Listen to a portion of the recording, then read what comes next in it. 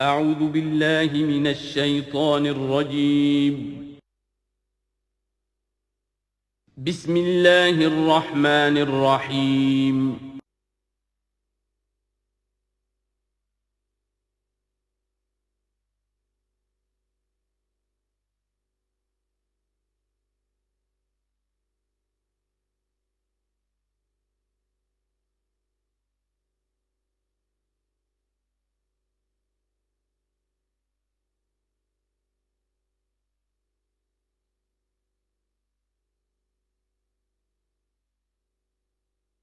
بسم اللہ الرحمن الرحیم یا بنی اسرائیل اذکروا نعمتی التی انعمت علیکم وانی فضلتکم علی العالمین واتقوا یوما لا تجزی نفس عن نفس شیئا ولا يقبل منها شفاعة ولا یؤخذ منها عدل ولا هم ینصرون صدق اللہ العظیم رب اشرح لی صدری ویسر لی امری واحلل عقدۃ من لسانی یفقہوا قولی۔ جیسا کہ میں نے عرض کیا تھا، سورہ بقرہ کے 5ویں رکوع سے اور 14ویں رکوع تک تو مسلسل، بلکہ 15ویں رکوع کی بھی پہلی 2 آیات شامل کرنی ہوں گی۔ یہ 10 رکوعوں سے 2 آیات زائد ہیں کہ جن میں خطاب کل کا کل بنی اسرائیل سے ہے۔ البتہ اس میں یہ فرق ہے کہ پہلا رکوع جو ہے وہ ان کو دعوت پر مشتمل ہے، نبی اکرم صلی اللہ علیہ وسلم پر ایمان لانے کی پرزور دعوت۔ بقیہ یہ 9 رکوع جو ہے یہ ان پر فرد قرارداد جرم ہے جو عائد کی جا رہی ہے۔ ہم نے تمہارے ساتھ یہ احسان و اکرام کیا، تم پر یہ فضل کیا، یہ کرم کیا، تمہیں یہ حیثیت دی، تمہیں یہ مقام دیا، تم نے اس طور سے اپنے اس مشن کی خلاف ورزی کی، اپنے مقام اور مرتبے کو چھوڑ کر اور دنیا پرستی اختیار کی۔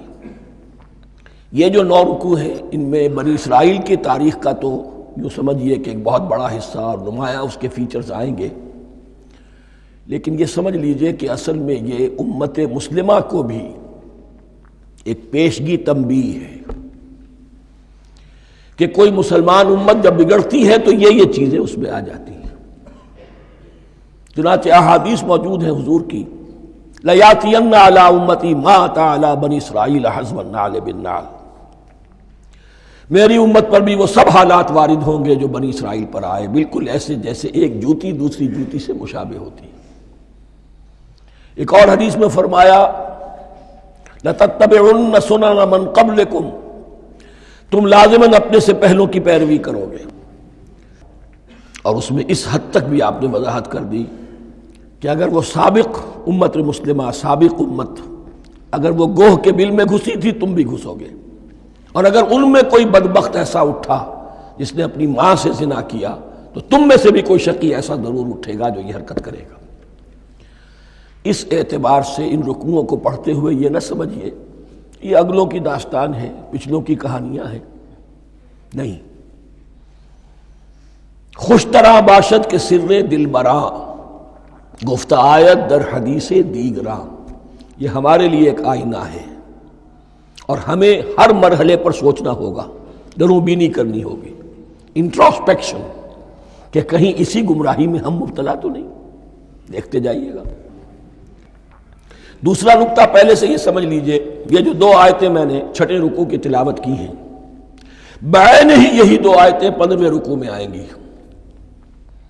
اور اس کو یوں سمجھیے کہ یہ 2 بریکٹس ہیں۔ 9 رکوعوں کا مضمون ان 2 بریکٹس کے درمیان ہے۔ یہ 2 آیتیں یہاں سے بریکٹ شروع ہو رہی ہیں، وہ 2 آیتیں ان پر بریکٹ ختم ہو رہی ہیں، بعین ہی وہی آیات۔ ایک آیت میں تو شوشے کا بھی فرق نہیں، دوسری آیت میں صرف ترتیب بدلی ہے، مضمون وہی ہے۔ اس کے مابین جو کچھ ہے، اس سے باہر یہ جو 5واں رکوع تھا، اس کے مضامین گویا کہ ضرب کھا رہے ہیں بریکٹ کے اندر کے سارے مضامین سے۔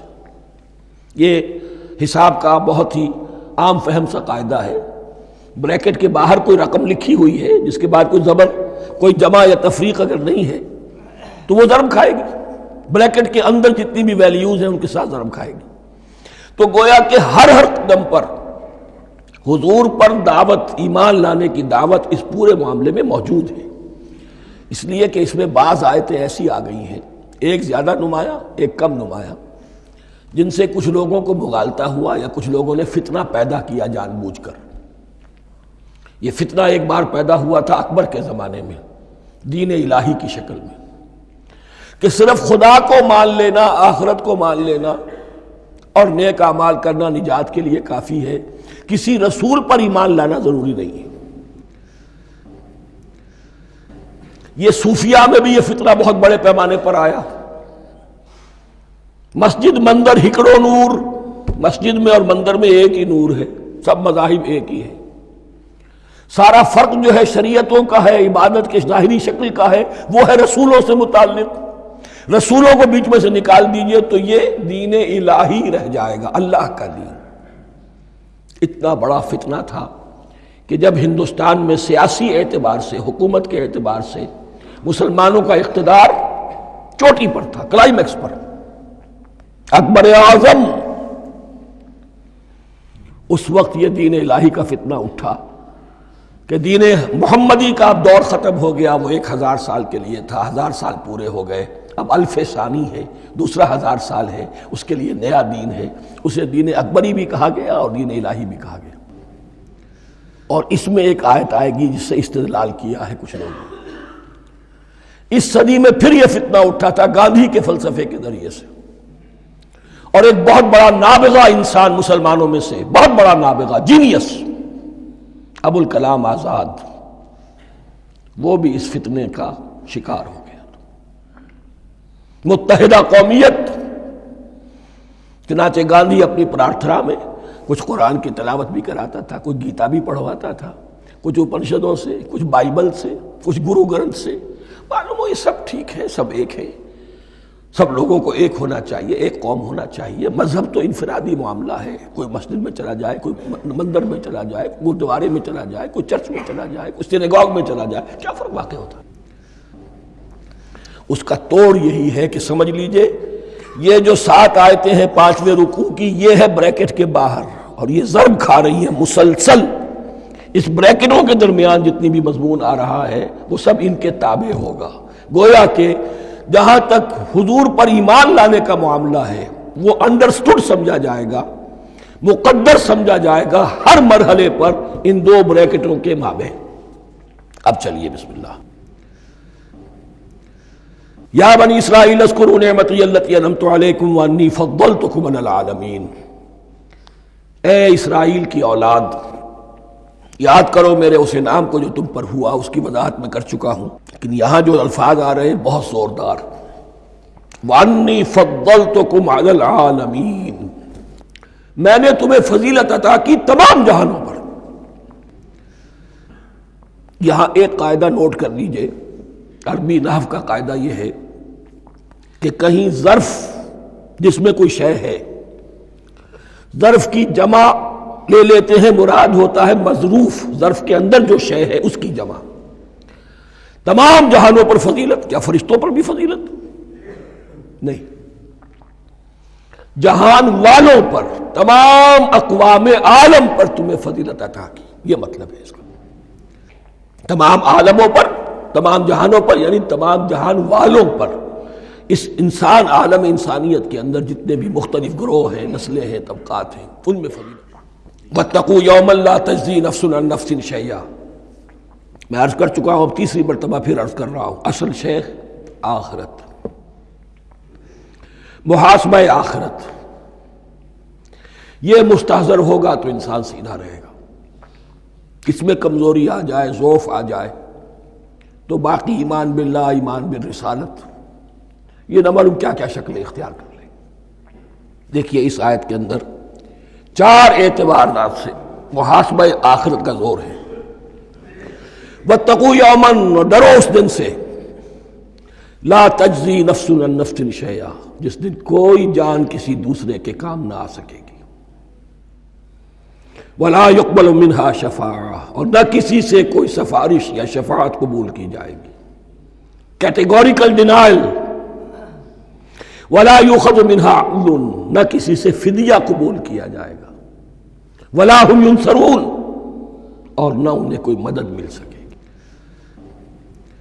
ہم نے طرح طرح کے عقیدے، شفاعت باطلہ کا تصور، اہل عرب سمجھتے تھے ہمیں یہ فرشتے جو ہے خدا کی بیٹیاں ہیں، یہ لات اور منات اور عزا ہم نے ان کے بت بنا رکھے ہیں، پوچھتے ہیں یہ اپنے ابا جان سے اللہ کی بیٹیاں ہیں نا، لاڈلی بیٹیاں، چھڑا لیں گے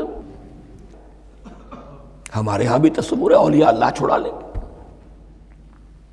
یا شفاعت باطلہ، خود حضور کی شفاعت کے بارے میں جو غلط تصورات ہیں، ایک شفاعت حقہ ہے، اس کی وضاحت کا یہ موقع نہیں ہے، وہ آیت الکرسی پہ جب ہم پہنچیں گے انشاءاللہ تعالیٰ اسی سورہ مبارکہ میں تو اس کی وضاحت بھی ہوگی۔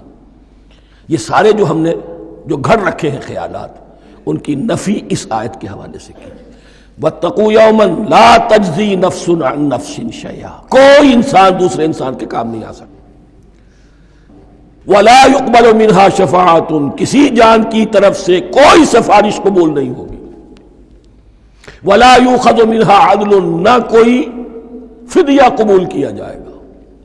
وَلَا هُمْ يُنصَرُونَ، نہ انہیں کوئی مدد مل سکے گی۔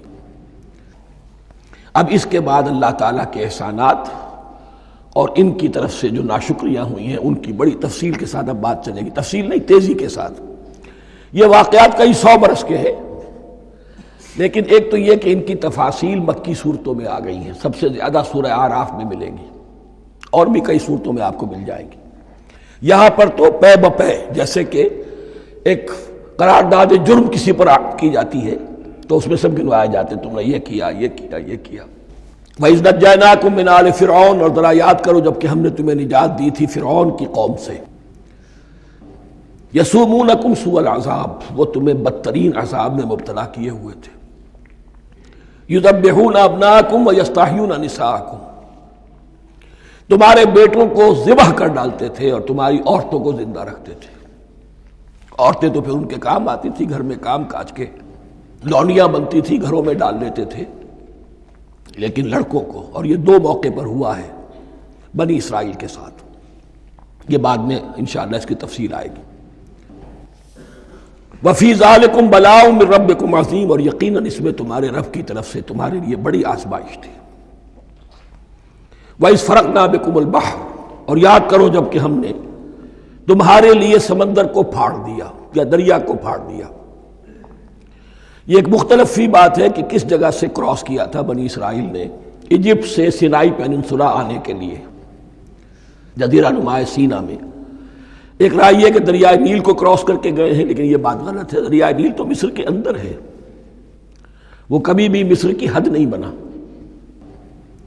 کسی کی رائے یہ ہے کہ جو خلیج سویز ہے، بحر قلزم جو ہے، ریڈ سی، وہ اوپر جا کر 2 کھاڑیوں میں تبدیل ہو جاتا ہے، خلیج عقبہ مشرق کی طرف اور خلیج سویس مغرب کی طرف، اور ان کے درمیان میں یہ سینائی پیننسولا جو ہے یہ تکون ہے، جیسے ہندوستان بھارت تکون ہے، ایسے یہ پیننسولا ہے، انڈین پیننسولا، سینائی پیننسولا۔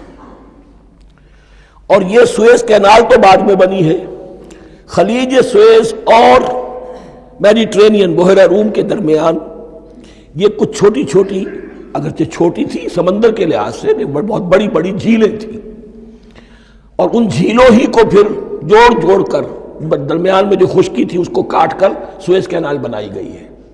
تو اب تو یہ مسلسل ایک رابطہ ہے، لیکن معلوم ہوتا ہے کہ یا تو خلیج سویس کو کراس کیا ہے حضرت موسیٰ علیہ السلام نے، اور یہی میری رائے زیادہ یہی ہے، اس لیے کہ کوہ طور جو ہے وہ اس پیننسولا کی ٹپ پر ہے، نیچے ہے یہاں، جہاں پر ان کا قیام رہا اور جہاں پھر حضرت موسیٰ کو 40 دن کے لیے کوہ طور پر بلا کر اور پھر انہیں تورات دی گئی ہے۔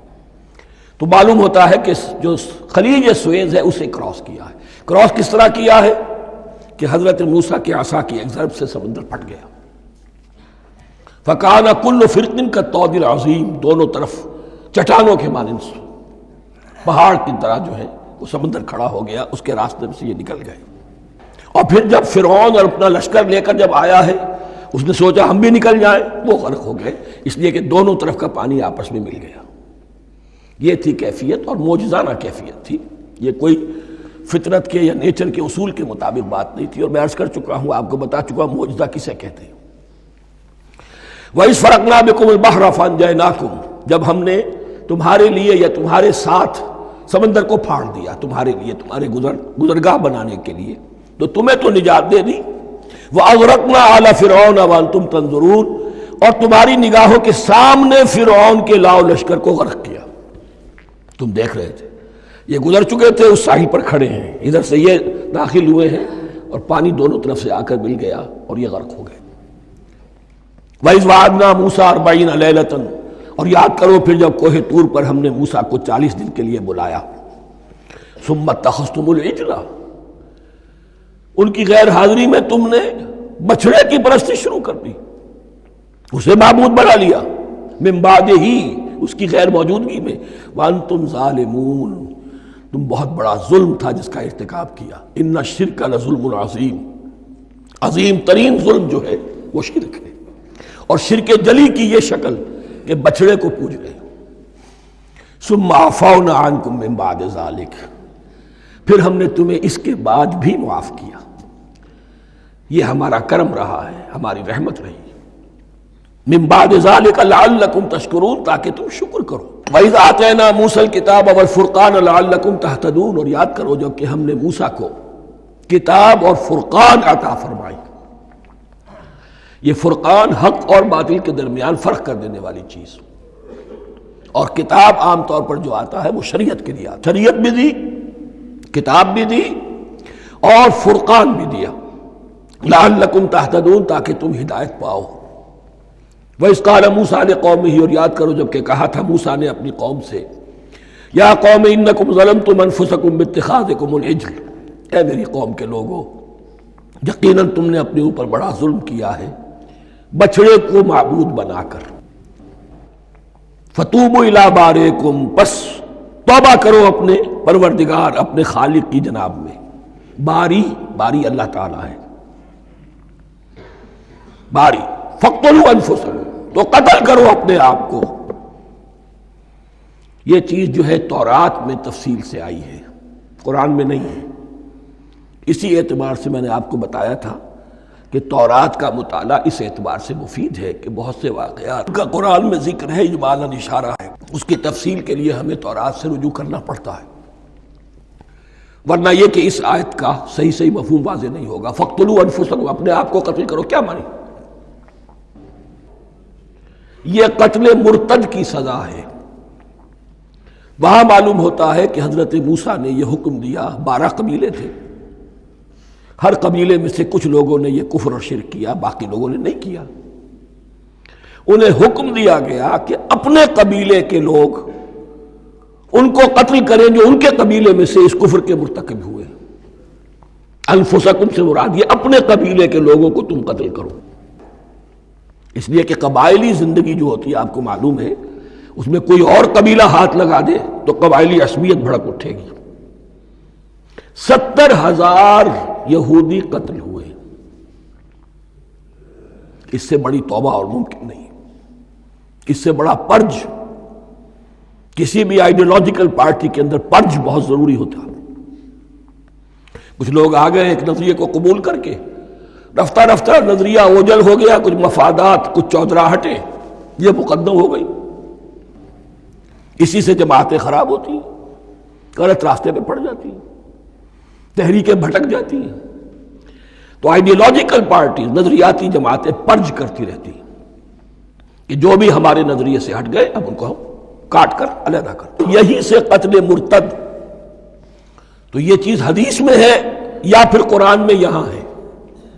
اس حوالے سے جو لوگ ہمارے ہاں بعض علماء بھی ہیں، جدید دانشور ہیں، جو قتل مرتد کی جو حد ہے اسلام میں اس کو تسلیم نہیں کرتے، لیکن میرے نزدیک یہ شریعت موسوی کا تسلسل ہے کہ شریعت موسوی کی جس شے کو بدلا نہ گیا ہو، جس کے بارے میں صراحتاً یہ معلوم نہ ہو کہ یہ شے تبدیل کر دی گئی، تو وہ شریعت محمدی کا جز بن گئی۔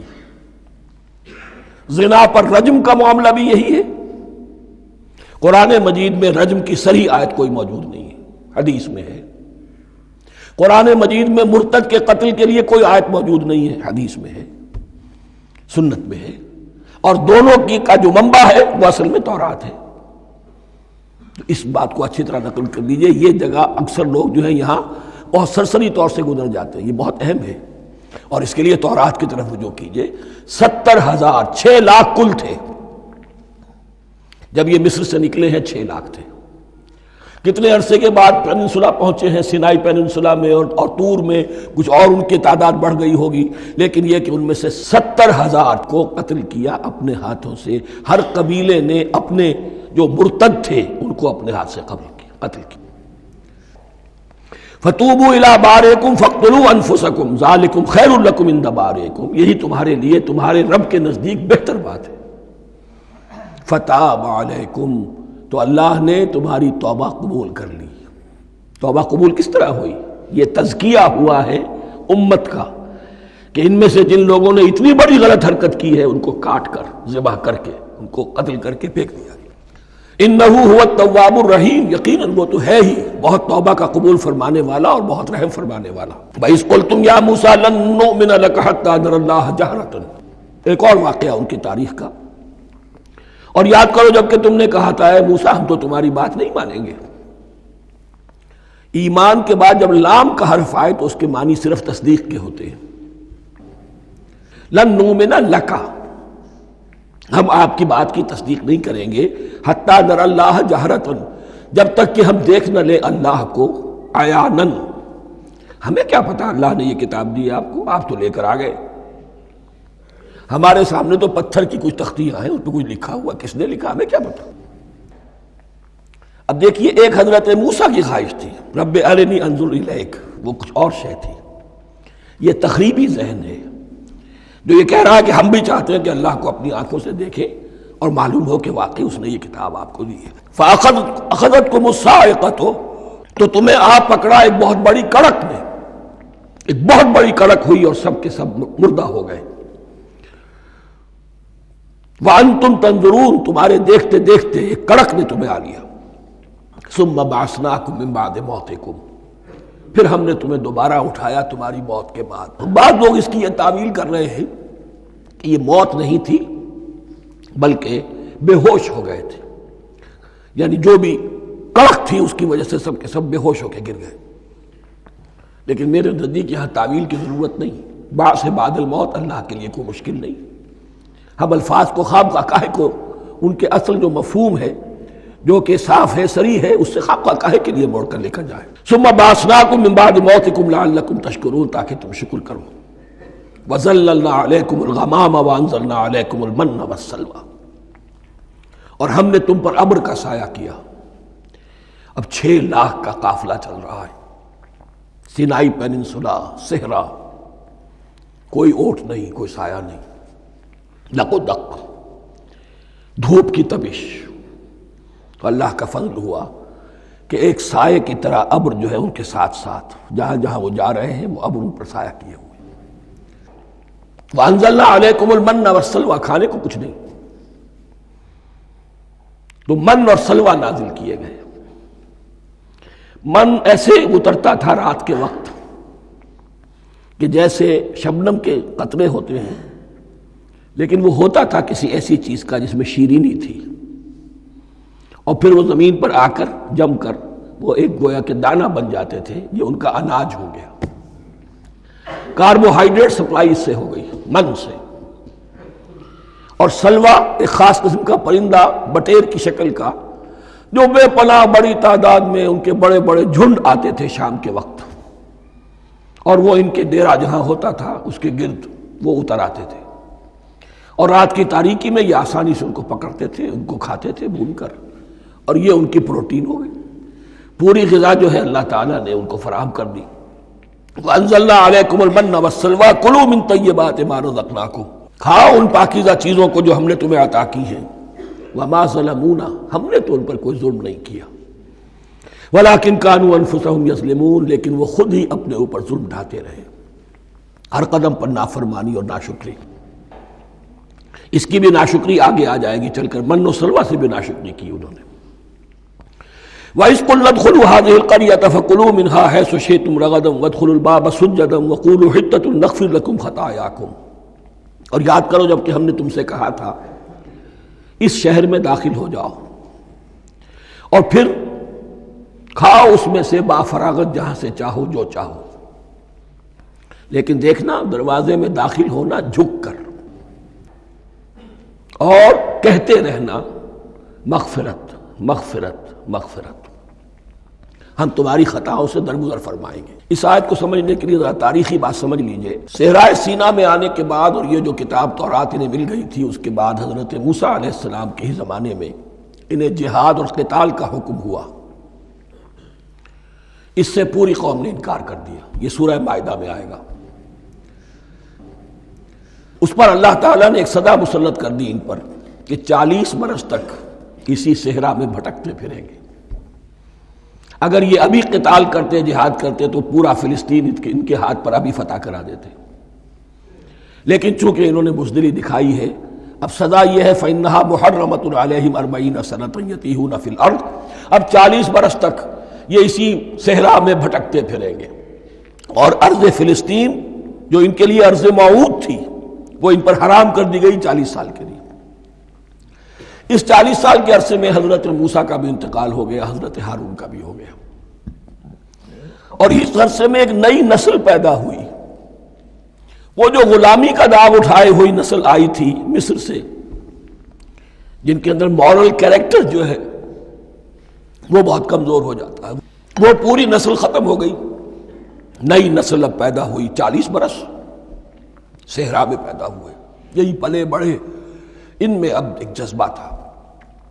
حضرت موسیٰ کے پھر جو خلیفہ تھے یوشع ابن نون، جوشوا، تورات میں ان کا نام جوشوا ہے، یوشع، ان کی سرکردگی میں اب بنی اسرائیل کی اس نئی نسل نے قتال کیا، جنگ کی، اور پہلا شہر جو فتح ہوا وہ اریحا۔ آج بھی وہ شہر جو ہے جیریکو، جیریکو جو آپ دیکھتے ہیں خبروں کے اندر آتا ہے بار بار، اریحا اس کا پرانا نام ہے، یہ شہر فتح ہوا۔ اس فتح کی بات کا تذکرہ ہو رہا ہے۔ یاد کرو جب کہ ہم نے تم سے کہا تھا اس بستی میں، اس شہر میں داخل ہو جاؤ فاتحانہ، اور پھر جو کچھ یہاں ہے، جو نعمتیں ہیں ان سے متمتع ہو، کھاؤ پیو، لیکن داخل ہونا سجدہ کرتے ہوئے، مراد کیا؟ جھک کر، یعنی ایسا نہ ہو کہ تکبر کی وجہ سے تمہاری گردنیں اکڑ جائیں، گردنیں جھکا کر اللہ کا احسان مانو، یہ نہ سمجھو کہ یہ فتح تم نے حاصل کی۔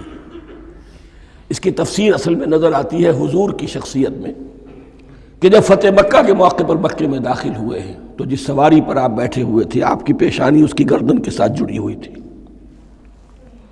یہ وقت ہوتا ہے جب کہ تکبر اور تعلی، فاتح کی حیثیت سے آنا، اور بندہ مومن کے لیے یہی وقت ہے تواضع کا، جھکنے کا۔ وَقُولُوا حِطَّةٌ، حتیٰ یہود تو کہتے ہیں جھاڑ دینے کو، تو اس کے معنی کیا ہے؟ اے اللہ ہمارے گناہ جھاڑ دے، مغفرت، اے اللہ ہمیں مغفرت، ہماری مغفرت فرما، جو خطائیں ہو گئی بخش دے۔ قولوا حطۃ، تمہاری زبان پر استغفار ہونا چاہیے، تمہاری گردنیں جھکی ہوئی ہونی چاہیے۔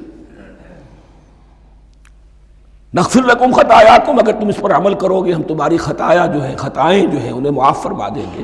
وسنزید المحسنین، اور جو تم میں محسن ہوں گے انہیں اور بھی زیادہ دیں گے، اور انعام و اکرام آئیں گے۔ فبدل الذین ظلموا قولا غیر الذی قیل لہم، تو ان میں سے جو ظالم تھے، جو بد کردار تھے، انہوں نے بدل دیا، ایک اور قول اختیار کر لیا اس قول کی جگہ جو انہیں کہا گیا تھا۔ کہا گیا تھا حتہ حتہ، انہوں نے کہنا شروع کیا ہنتا ہنتا، ہمیں تو گیہوں چاہیے، گیہوں چاہیے۔ یہ بعد میں ابھی آ جائے گا اگلے رکوع کے اندر، کہ من و سلوہ سے ان کی طبیعتیں بھر گئی تھی ایک ہی چیز کھا کھا کے۔ اب وہ کہہ رہے تھے کوئی چیز ہمیں جو ہے زمین کی روئیدگی میں سے، پیداوار میں سے، تو وہ ان کے زبان پر انہوں نے مذاق اڑاتے ہوئے گویا کہ حضرت موسیٰ علیہ السلام کے ذریعے سے حکم ملا ہے، استہزاء کر رہے ہیں، حتۃ کی بجائے حنتۃ۔ فانزلنا علی الذین ظلموا رجزا من السماء بما كانوا یفسقون، تو جن لوگوں نے یہ حرکت کی تھی ان پر ہم نے آسمان سے ایک بہت بڑا عذاب نازل کیا۔ تورات سے معلوم ہوتا ہے کہ پلیگ آئی، اور جنہوں نے یہ حرکت کی تھی وہ سب کے سب ہلاک ہو گئے جریکو کے اندر، بما كانوا یفسقون، بسبب اس نافرمانی کے جو انہوں نے کی۔ وَإِذِ اسْتَسْقَىٰ مُوسَىٰ لِقَوْمِهِ فَقُلْ اضْرِب بِّعَصَاكَ الْحَجَرَ، اب یہ پھر صحرائے سینا کا واقعات آ رہے ہیں، ان میں ترتیب زمانی نہیں ہے، اور یہاں کی فتح جو ہے حضرت موسیٰ کے بعد ہے، لیکن اب یہاں پہ پھر ابھی وہ جو صحرائے تیہ میں جب بھٹک رہے تھے پھر اس کا ذکر ہے۔ وَإِذِ اسْتَسْقَىٰ مُوسَىٰ لِقَوْمِهِ فَقُلْنَا اضْرِب بِّعَصَاكَ الْحَجَرَ، اور جب کہ موسیٰ کی قوم نے موسیٰ سے پانی طلب کیا۔ اب صحرا میں آپ کو معلوم ہے جہاں پڑاؤ تھا اب وہاں پانی نہیں ہے، 6 لاکھ ہو 7 لاکھ ہو کتنے افراد ہو پانی چاہیے۔ وَإِذِ اسْتَسْقَىٰ مُوسَىٰ لِقَوْمِهِ فَقُلْنَا اضْرِب بِّعَصَاكَ الْحَجَرَ، تو ہم نے کہا کہ اپنے عصا سے ضرب لگاؤ چٹان پر۔ فَانْفَجَرَتْ مِنْهُ اثْنَتَا عَشْرَةَ عَيْنًا، تو اس سے 12 چشمے پھوٹ بہے۔ فجر کہتے ہیں کسی شے کے پھٹ کر کوئی چیز برآمد ہو۔ فجر جو ہوتی ہے، فجر کا وقت رات کی تاریکی کا پردہ چاک ہوتا ہے اور سپیدہ سحر نمودار ہوتا ہے۔ فَانْفَجَرَتْ مِنْهُ اثْنَتَا عَشْرَةَ عَيْنًا، تو 12 چشمے پھوٹ بہے۔ قَدْ عَلِمَ كُلُّ أُنَاسٍ مَشْرَبَهُمْ، یہاں اناس سے کیا مراد ہے؟ ہر قبیلہ، ہر قبیلے نے اپنا گھاٹ معین کر لیا۔ 12 قبیلے تھے، اگر علیحدہ علیحدہ نہ ہوتا معاملہ، 12 چشمے اسی لیے دیے گئے کہ لڑے نہ جھگڑے نہ۔ پانی تو بہت بڑی چیز ہے، کہیں پانی پینے پلانے پہ جھگڑا اور کہیں گھوڑا آگے بڑھانے پہ جھگڑا، یہ تو قبائلی زندگی کے اندر ہوتی ہی چیزیں۔ تو اس اعتبار سے اللہ تعالیٰ نے ان کے لیے یہ سہولت کی کہ 12 چشمے پھوٹ بہے۔ قد علم کل اناس مشربہم، ہر ایک نے اپنا گھاٹ جان لیا، معین کر لیا۔ کلوا واشربوا من رزق اللہ، گویا کہ کہہ دیا گیا کہ کھاؤ اور پیو اللہ کے رزق میں سے۔ ولا تعثوا فی الارض مفسدین، اور زمین میں فساد مچاتے نہ پھرو۔ کھانے پینے کے لیے پانی بھی ادھر آ گیا، کھانے کے لیے من و سلوہ آ گیا۔ اب دیکھیے ان کی ناشکری۔ وَإِذْ قُلْتُمْ يَا مُوسَىٰ لَن نَّصْبِرَ عَلَىٰ طَعَامٍ وَاحِدٍ، یاد کرو جب کہ تم نے کہا تھا اے موسیٰ ہم ایک کھانے پر تو صبر نہیں کر سکتے، کھا کھا کے بکتا گئے ہیں من و سلوہ۔ فَادْعُ لَنَا رَبَّكَ، تو ذرا اپنے رب سے دعا کرو، پکارو ہمارے لیے اپنے رب کو۔ یخرج لنا، وہ نکالے ہمارے لیے مما تنبت الارض، زمین کی روئیدگی اور پیداوار میں سے، نباتات ارضی میں سے، من بقلہا، اس کی ترکاریاں، وقصائہا، اور ککڑیاں، کھیرے اور ککڑیاں، ان سب کے لیے یہ لفظ ہے۔ وفومہا، ایک ترجمہ گیہوں کیا گیا ہے لیکن میرے نزدیک زیادہ صحیح ترجمہ ہے لہسن، اور سرائے کی زبان میں بھی اور ممکن ہے کہ سندھی میں بھی ہو تھوم، تھوم کہتے ہیں لہسن کو، یہ فوم کی بدلی ہوئی شکل ہے، اس لیے کہ یہی علاقہ ہے جس میں عرب آئے تھے، تو عربوں کی زبان کے بہت سے الفاظ جو ہیں اس سرائے کی زبان میں خاص طور پر وہ بہت زیادہ، تو تھوڑی سی شکل بدل کر وہ کافی تعداد میں موجود ہے۔ وعدسہا، اور دال خاص طور پر مسور کی، وبصلہا، اور پیاز۔ اب جو چٹخارے جس سے بنتے ہیں سالن کے، ان کی زبانیں وہ چٹخارے مانگ رہی۔ ظاہر بات ہے کہ اگر وہ سلوا بھی تھا، بٹیرا ہے، اسے آگ کے اوپر ذرا سا تپایا اور کھایا، وہ ایک ہی خاص قسم کی غذا ہے جو چل رہی ہے۔ اسی طرح من جو ہے وہ ایک خاص قسم کا سیریل ان کے لیے بن گیا ہے۔ لیکن یہ جو چٹخارے ہیں یہ تو لہسن سے ہے، پیاز سے ہے، ترکاریوں سے ہے، ان تمام چیزوں سے، دال کا اپنا ایک ذائقہ ہے۔ قَالَ تَسْتَبْدِلُونَ الَّذِي هُوَ أَدْنَىٰ بِالَّذِي هُوَ خَيْرٌ، حضرت موسیٰ نے فرمایا کیا تم وہ شے بدلے میں لینا چاہتے ہو اس کے، کیا وہ شے جو کمتر ہے بدلے میں چاہتے ہو اس کے کہ جو بہتر ہے؟ من و سلوہ کہیں بہتر ہے اللہ کی طرف سے جو تمہیں دیا گیا ہے، تم اس سے تمہارا جی بھر گیا ہے، اس کو ہاتھ سے دے کر چاہتے ہو کہ یہ ادنا چیزیں تمہیں ملے۔ اہبتو مصرن، اب یہ لفظ آ گیا اہبتو۔ اب ظاہر بات ہے یہ آسمان سے زمین پر اترنے کے لیے لفظ نہیں ہے اہبتو، یہاں اس کا ترجمہ صحیح ہوگا سیٹل ڈاؤن سم ویئر۔ اگر زمین کی یہ چیزیں چاہیے تو کہیں سیٹل ہو جاؤ اور کاشت کرو، بیج ڈالو، آبیاری کرو، یہ ساری چیزیں تمہیں مل جائیں۔ اہبتو مصرن، کہیں سیٹل ڈاؤن ہو جاؤ، کہیں اتر پڑو کسی بستی میں، کسی علاقے میں۔ فَإِنَّ لَكُمْ مَا سَأَلْتُمْ، تمہیں مل جائے گا جو کچھ کہ تم نے مانگا۔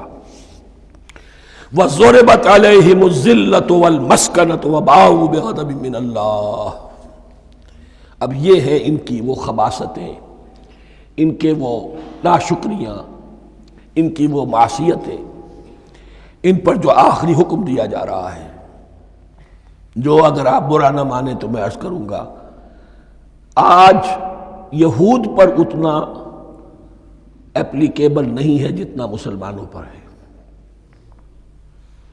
ضربت علیہم الذلۃ والمسکنۃ وباؤوا بغضب من اللہ، ذلت اور مسکنت، کم ہمتی ان پر تھوپ دی گئی۔ ضربت علیہم، it was heaped upon them، the humiliation was heaped upon them۔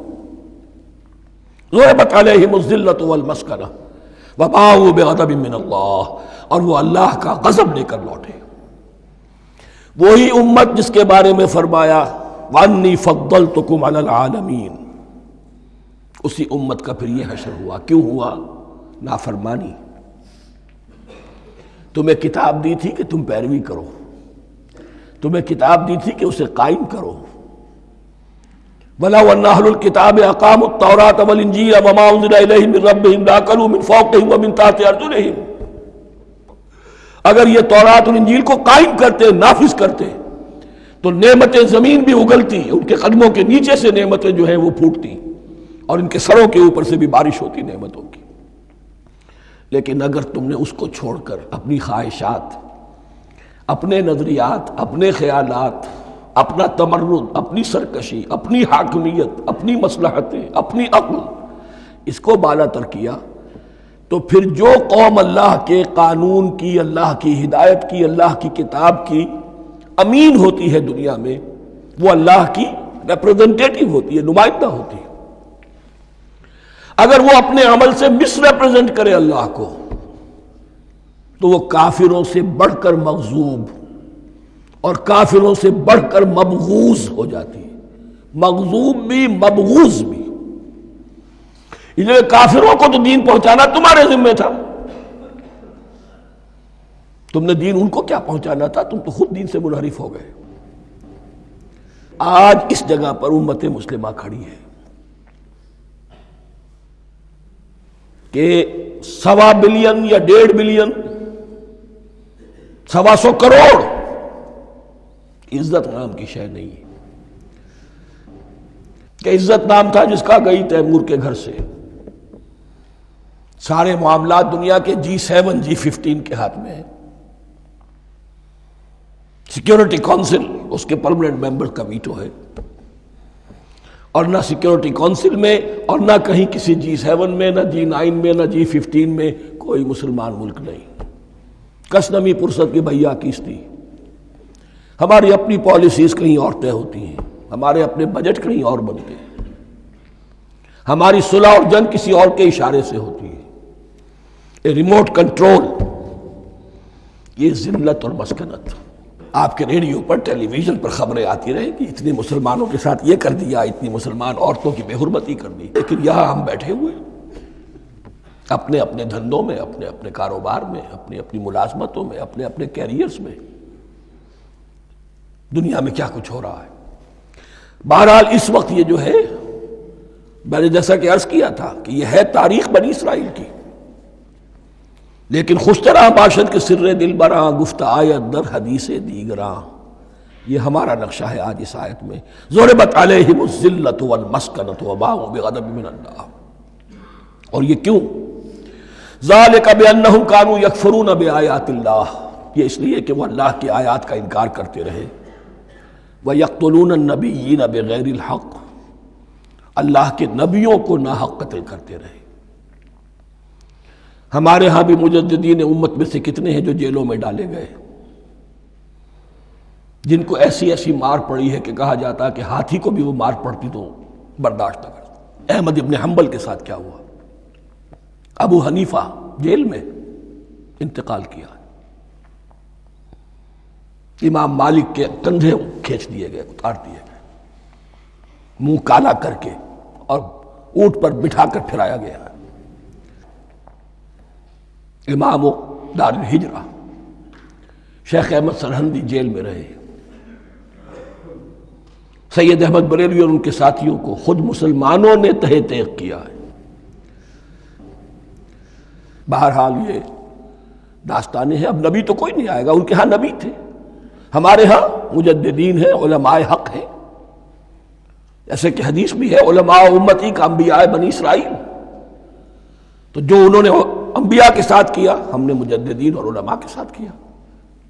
ذالک بما عصوا وکانوا یعتدون، اور یہ ہوا ان کی نافرمانیوں کی وجہ سے اور حد سے تجاوز کرنے کی وجہ سے۔ اللہ تعالیٰ تو ظالم نہیں ہے، اللہ نے تو اونچا مقام دیا تھا، ہمیں بھی خیر امت قرار دیا، کنتم خیر امت اخرجت للناس تأمرون بالمعروف وتنہون عن المنکر وتؤمنون باللہ۔ اب اگر ہم نے وہ اپنا مشن چھوڑ دیا تو ذلت اور مسکنت وہ ہمارا مقدر بن گئی۔ اللہ کا قانون اور اللہ کا عدل بے لاگ ہے، وہ فرام امہ ٹو امہ چینج نہیں ہوتا۔ سنت اللہ جو ہے لن تجد لسنت اللہ تحویلا ولن تجد لسنت اللہ تبدیلا، اللہ کی سنت بدلتی نہیں۔ بنی اسرائیل کا جو حشر ہوا آج وہ ہمارا ہو رہا ہے۔ بہرحال اس پر میری جو کتاب ہے سابق اور موجودہ مسلمان امتوں کا ماضی حال اور مستقبل، اس کا مطالعہ کیجیے۔ اب آ گئی وہ آیت کہ جس سے استدلال کیا گیا ہے کہ ایمان بالرسالت نجات کے لیے ضروری نہیں ہے۔ ان الذین آمنوا والذین ہادوا والنصارى والصابئین من آمن باللہ والیوم الآخر وعمل صالحا فلہم اجرہم عند ربہم ولا خوف علیہم ولا ہم یحزنون۔ یقیناً جو لوگ ایمان لائے، اور اس سے مراد ہے جو ایمان لائے حضور پر، محمد پر صلی اللہ علیہ وسلم، والذین ہادوا، اور جو یہودی ہو گئے، والنصارى، اور نصرانی، والصابئین، اور صابی وہ لوگ تھے عراق کے علاقے میں رہتے تھے جو کہتے تھے کہ ہم دین ابراہیمی پر ہیں، لیکن ان کے ہاں بھی بہت کچھ بگڑ گیا تھا، جیسے حضرت ابراہیم کی نسل حضرت اسماعیل کی نسل بگڑ گئی تھی، تو اس طرح وہ بھی بگڑ گئے تھے۔ ستارہ پرستی زیادہ تر ان کے ہاں تھی۔ من آمن باللہ والیوم الآخر، جو کوئی بھی ایمان لایا اللہ پر اور یوم آخر پر، وعمل صالحا، اور اس نے عمل کیے اچھے، فلہم اجرہم عند ربہم، تو ان کے لیے محفوظ ہے ان کا اجر ان کے رب کے پاس، ولا خوف علیہم ولا ہم یحزنون، اور نہ ان پر کوئی خوف ہوگا اور نہ وہ کسی حزن سے دوچار ہوں گے۔ ظاہر الفاظ کے اعتبار سے دیکھیے کہ یہاں ایمان بالرسالت کا ذکر نہیں ہے۔ ویسے تو اگر کوئی اس سے یہ غلط استدلال کرتا ہے تو اس کا پہلا جو اصولی جواب ہے وہ تو یہ ہے کہ ایسی حدیثیں بھی موجود ہیں، من قال لا الہ الا اللہ دخل الجنہ، تو اس کے کیا معنی ہے؟ صرف کہنے سے جنت میں داخل ہو جائیں گے، کسی عمل کی ضرورت نہیں؟ جواب یہ دیا جائے گا پورے قرآن کو سامنے رکھو، پورے حدیث کے ذخیرے کو سامنے رکھو، کسی ایک جگہ سے کوئی ایک نتیجہ نکال لینا وہ صحیح نہیں۔ لیکن اس کے علاوہ وہ اصول جو میں بیان کر چکا ہوں کہ یہ سلسلہ شروع کہاں سے ہوا ہے، 5واں رکوع، وَآمِنُوا بِمَا أَنزَلْتُ مُصَدِّقًا لِمَا مَعَكُمْ وَلَا تَكُونُوا أَوَّلَ كَافِرٍ بِهِ۔ انہیں ایمان کی زوردار دعوت سے تو یہ ساری بات شروع ہوئی ہے۔ اب فصاحت اور بلاغت کا یہ تقاضا ہے کہ بار بار اس کو دہرایا نہ جائے، وہ بات انڈرسٹوڈ رہے گی، مقدر رہے گی، سمجھی جائے گی کہ ہر جگہ پر وہ موجود ہے، اس لیے کہ ساری گفتگو ہو رہی ہے اسی کے حوالے سے۔ وَآمِنُوا بِمَا أَنزَلْتُ مُصَدِّقًا لِمَا مَعَكُمْ وَلَا تَكُونُوا أَوَّلَ كَافِرٍ بِهِ وَلَا تَشْتَرُوا بِآيَاتِي ثَمَنًا قَلِيلًا وَإِيَّايَ فَاتَّقُونِ۔ اس حوالے سے یوں سمجھیے اب اس آیت کو کہ یہاں پر کچھ الفاظ محذوف مانے جائیں گے، ان الذین آمنوا والذین ہادوا والنصارى والصابئین من آمن باللہ والیوم الآخر وعمل صالحا فی ایامہم فلہم اجرہم عند ربہم ولا خوف علیہم ولا ہم یحزنون۔ ہر دور میں جبکہ ابھی حضرت عیسیٰ نہیں آئے تھے تو جو بھی یہودی تھے اس وقت تک، حضرت موسیٰ کے ماننے والے، وہ جو بھی اللہ پر ایمان رکھتے تھے اور نیک عمل کرتے تھے، آخرت کو مانتے تھے، ان کی نجات ہو جائے گی۔ لیکن حضرت عیسیٰ کے آنے کے بعد ان کو نہیں مانا، اب وہ کافر قرار۔ لیکن اب حضرت عیسیٰ کے آنے کے بعد جب تک حضور نہیں آئے جو بھی مانتا ہے، لیکن یہ کہ شرط یہی ہوگی کہ اپنے اپنے زمانے میں، اصل میں نفی جس بات کی جا رہی ہے وہ یہ ہے کہ یہ نہ سمجھو کہ کسی گروہ میں ہونے سے نجات ہوتی ہے، نجات کسی گروہ میں ہونے کی وجہ سے نہیں ہے، نجات کی بنیاد ایمان اور عمل صالح ہے۔ کسی رسول پر ایمان لانا اپنے دور کے رسول پر وہ تو لازم ہے، لیکن یہ ہے کہ اس پر ایمان تو لے آئے اور وہ عمل صالح نہیں ہے تو نجات نہیں ہوگی۔ تو یہ اپنے اپنے دور میں، اپنے اپنے زمانے میں ہر امت کے لیے وَلِكُلِّ أُمَّةٍ أَجَلٌ قرآن مجید کے ایک مقام پر آیا ہے، ہر امت کے لیے ایک خاص معین مدت ہے۔ اس معینہ مدت میں اب ظاہر بات ہے جو لوگ حضور کی بعثت سے پہلے فوت ہو گئے ان پر تو کوئی ذمہ داری نہیں تھی حضور پر ایمان لانے کی، اور ایسے لوگ تھے، ایسے موحدین مکے میں موجود تھے جو یہ کہتے تھے کعبے کے پردے پکڑ پکڑ کر، اے اللہ ہم صرف تجھے پوجنا چاہتے ہیں، صرف تیری بندگی کرنا چاہتے، لیکن جانتے نہیں کیسے کریں۔ یہ بات موجود تھی اور ان کا انتقال بھی ہو گیا۔ یہ زید، سعید ابن زید، سعید جو حضرت عمر کے بہنوئی تھے اور وہ عشرہ مبشرہ میں سے ہیں، ان کی اہلیہ حضرت فاطمہ بنت خطاب، ان دونوں کے ایمان کو اللہ نے ذریعہ بنایا حضرت عمر کے ایمان کا، اور یہ والد تھے سعید کے زید، وہ یہ کہتے ہوئے دنیا سے چلے گئے حضور کی ابھی بعثت ہی نہیں ہوئی تھی، اے اللہ میں صرف تیری بندگی کرنا چاہتا ہوں، کیسے کروں یہ نہیں جانتا۔ اسی کو ذہن میں رکھیے، اہدنا الصراط المستقیم جو میں نے کہا تھا، ایک سلیم الفطرت انسان، سلیم العقل انسان توحید تک پہنچ جاتا ہے، آخرت کو پہچان لیتا ہے، لیکن اب کیا کروں؟ اس شریعت کے لیے، ان احکام کے لیے وہ دستے سوال دراز کرنے پر مجبور ہے۔ الحمدللہ رب العالمین الرحمن الرحیم مالک یوم الدین ایاک نعبد و ایاک نستعین اہدنا الصراط المستقیم۔ اسی صراط المستقیم کی دعا کا یہ جواب اب آئے گا، شروع ہوگا سورہ بقرہ سے، یہ کرو یہ نہ کرو، یہ فرض ہے، یہ تم پر لازم کیا گیا، یہ چیز حرام کی گئی، وغیرہ وغیرہ۔ ان الذين آمنوا والذين هادوا والنصارى والصابئين من آمن بالله واليوم الآخر وعمل صالحا، اور محذوف الفاظ فی ازمنتہم، اپنے اپنے زمانے میں، یا فی ایامہم، فلہم اجرہم عند ربہم ولا خوف علیہم ولا هم یحزنون۔ وَإِذْ أَخَذْنَا مِیثَاقَکُمْ وَرَفَعْنَا فَوْقَکُمُ الطُّورَ، اور ذرا یاد کرو جب کہ ہم نے تم سے عہد لیا، قول و قرار لیا، اور تمہارے اوپر اٹھا دیا طور کو، پہاڑ کو۔ جب تورات دی گئی تو اس وقت ایک کیفیت معجزانہ طور پر ایسی پیدا کی گئی، ان کے اوپر ایک رعب ڈالنے کے لیے اور خشیت قلب میں پیدا کرنے کے لیے کوہ طور اٹھا کر معلق کر دیا گیا۔ اس وقت کہا گیا خذوا ما آتیناکم بقوۃ، تو اس قول و قرار کے وقت ایک معجزے کی شکل یہ ہوئی تھی۔ وَإِذْ أَخَذْنَا مِیثَاقَکُمْ وَرَفَعْنَا فَوْقَکُمُ الطُّورَ خُذُوا مَا آتَیْنَاکُمْ بِقُوَّةٍ وَاذْکُرُوا مَا فِیہِ لَعَلَّکُمْ تَتَّقُونَ، پکڑو اس کو مضبوطی کے ساتھ جو ہم نے تمہیں دیا ہے، اس حدیث، اس کتاب کو، تورات کو، اس شریعت کو، ان احکام کو۔ وَاذْکُرُوا مَا فِیہ، اور یاد رکھو اسے جو کچھ کہ اس میں ہے، لَعَلَّکُمْ تَتَّقُونَ، تاکہ تم بچ سکو۔ ثُمَّ تَوَلَّیْتُم مِّن بَعْدِ ذَلِکَ، پھر تم نے روگردانی کی اس کے بعد، اس میثاق کو توڑا، میثاق الست کو توڑا تھا، اور دوسرے یہ میثاق شریعت جو تم سے لیا گیا اس کو بھی توڑا۔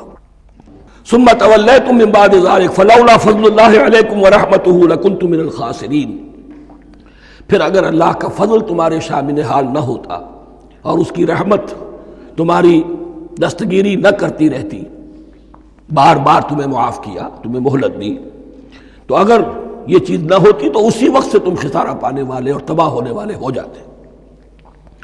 وَلَقَدْ عَلِمْتُمُ الَّذِينَ اعْتَدَوْا مِنْكُمْ فِي السَّبْتِ، اور تمہیں خوب معلوم ہے تم میں سے وہ لوگ جنہوں نے سبت کے قانون کو توڑا، حد سے تجاوز کیا۔ یہ واقعہ تفصیل کے ساتھ سورہ اعراف میں آئے گا کہ ان کی شریعت میں ہفتے کا روز معین کر دیا گیا تھا، کوئی دنیاوی کام نہیں ہوگا۔ آج بھی وہ لوگ جو ہے سبت کو، جو بھی پریکٹسنگ جیوز ہیں، وہ اس کی پابندی کرتے ہیں اور بڑی شدت سے کرتے ہیں۔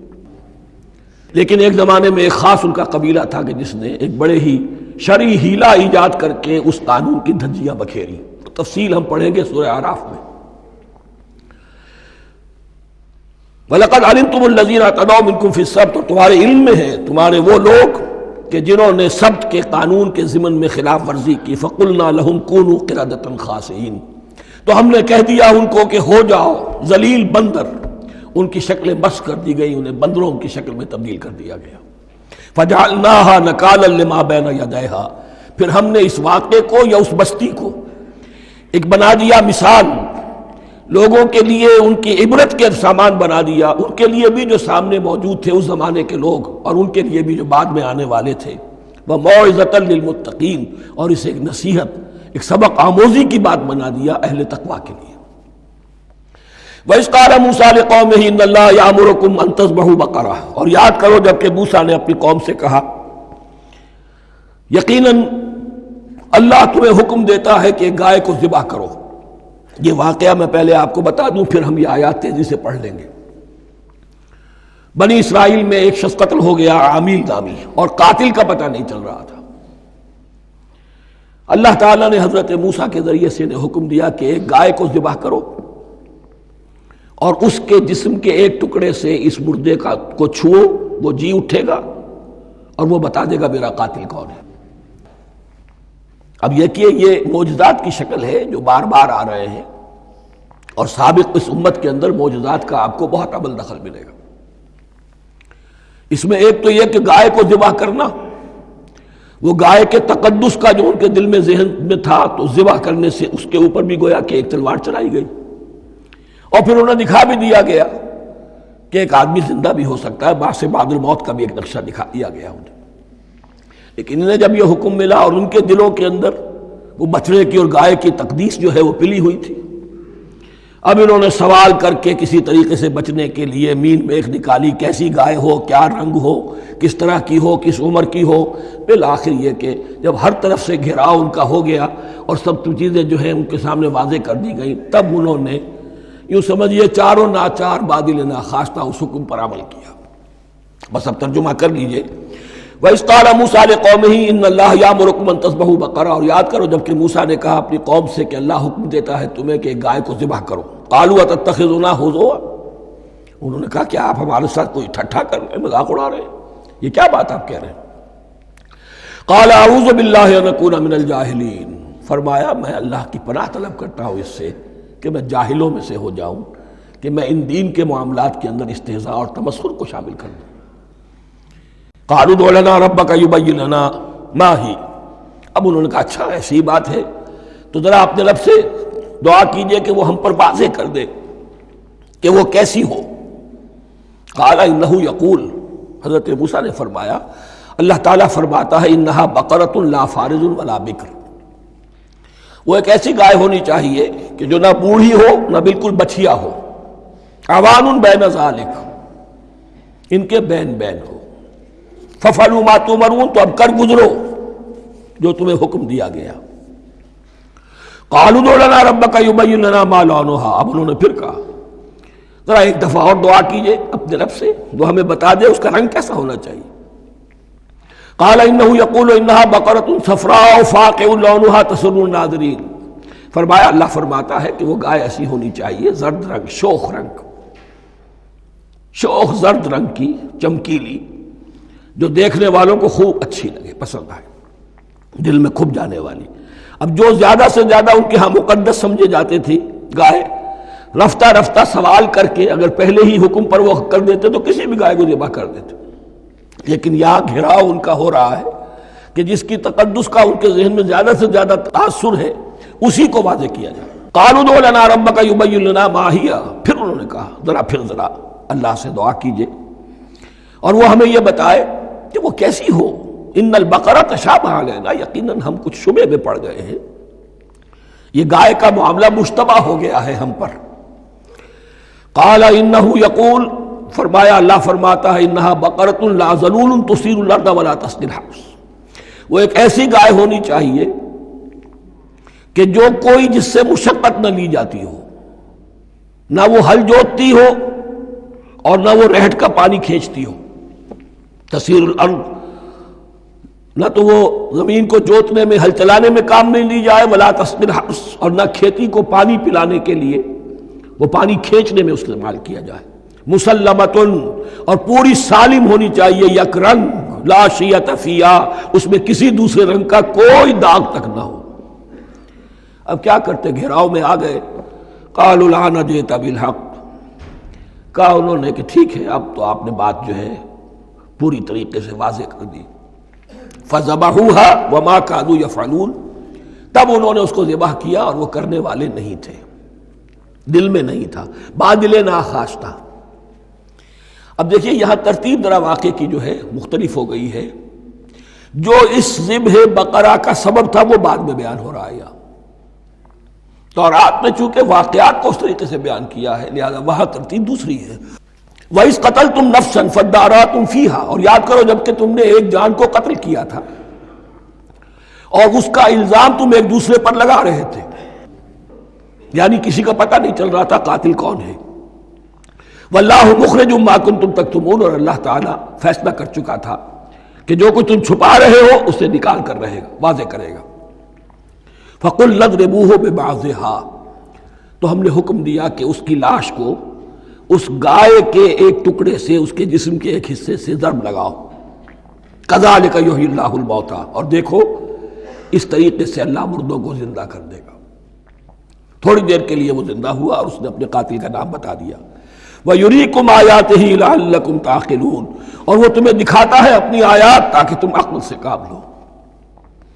اب جو الفاظ آ رہے ہیں بہت سخت ہیں، بہت سخت ہیں، لیکن ان کو پڑھتے ہوئے درون بینی ضرور کیجیے گا، اپنے اندر جھانکیے گا۔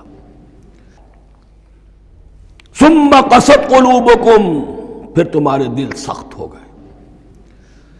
جب دین میں ہیلے بہانے نکالے جانے لگے اور ہیلوں بہانوں کے ذریعے سے شریعت کے احکام سے بچا جائے، اللہ کو دھوکہ دینے کی کوشش کی جائے، اس کا جو نتیجہ نکلتا ہے وہ دل کی سختی ہے۔ ثم قست قلوبکم، پھر تمہارے دل سخت ہو گئے۔ فہی کالحجارۃ او اشد قسوہ، تو وہ تو اب پتھروں کے مانند ہیں بلکہ سختی میں ان سے بھی زیادہ شدید ہے۔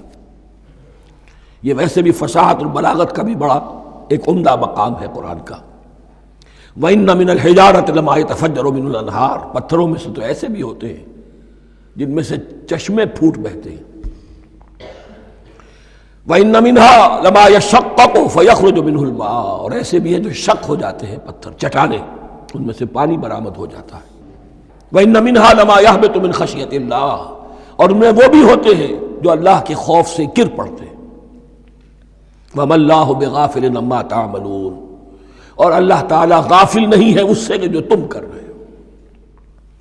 یہ کیفیت جو ہے ثم قست قلوبکم فہی کالحجارۃ او اشد قسوہ، ہے کون؟ یا بنی اسرائیل اذکروا نعمتی التی انعمت علیکم وانی فضلتکم علی العالمین، جن پر 1400 برس ایسے گزرے کہ کوئی لمحہ ایسا نہ تھا کہ نبی موجود نہ ہو، جنہیں 3 کتابیں دی گئیں، لیکن یہ کہ اپنی بدعملی، عقائد میں بھی مین بیخ کر کے اپنے آپ کو بچانے کے راستے نکال لینا، اعمال میں بھی ہیلوں کے ذریعے سے، کتاب الحیل کے ذریعے سے اپنے آپ کو ذمہ داریوں سے مبرہ کر لینا، اس کا نتیجہ پھر یہ نکلتا ہے۔ اللہ تعالیٰ مجھے اور آپ کو اس انجام بد سے بچائے۔ بارک اللہ لی ولکم فی القرآن العظیم ونفعنی وإیاکم بالآیات والذکر الحکیم۔